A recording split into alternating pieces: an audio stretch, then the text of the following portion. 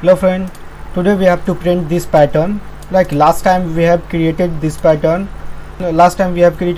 Like in first row we have only 1 star, in second row we have 2 star, in third row we have 3 star. But in this problem we have just same reverse of this problem.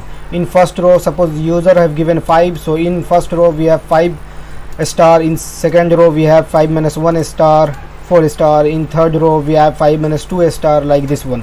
So today I am going to solve this problem. If you will see, we have created this program, right?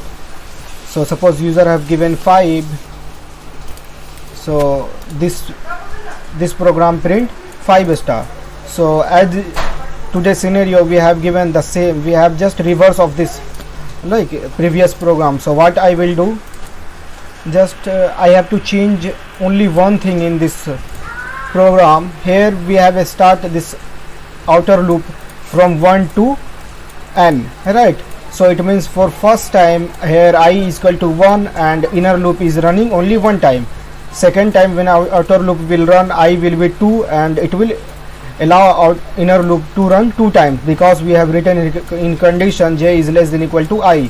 So what I will do, I will change this I is equal to 1 from I is equal to n, and we will put I is greater than equal to 1, and we will decrement this I. So just we have to do only these things for this problem. I will save this program, and when I will run, you can see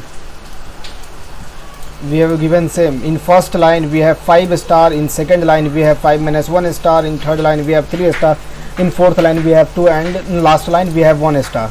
So you can see here, if you will little focus about this loop, you can see in first time when this loop will run, the value of I is n means 5, right? So we have given I is equal to n. So in inner loop we have written j is less than equal to I. It means j will run I times, right? So I is equal to first time 5, so j will run 5 times.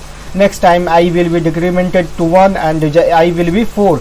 So next time this inner loop will be run 4 times and it will display 4 star, and so on. So suppose we have given here 3, so you can see it will start from 3 to 4. If we have given here 10, you can see it will start from 10, right? You can see. So just simple, we have to just change only one thing in this outer loop and we will get this output. Thanks.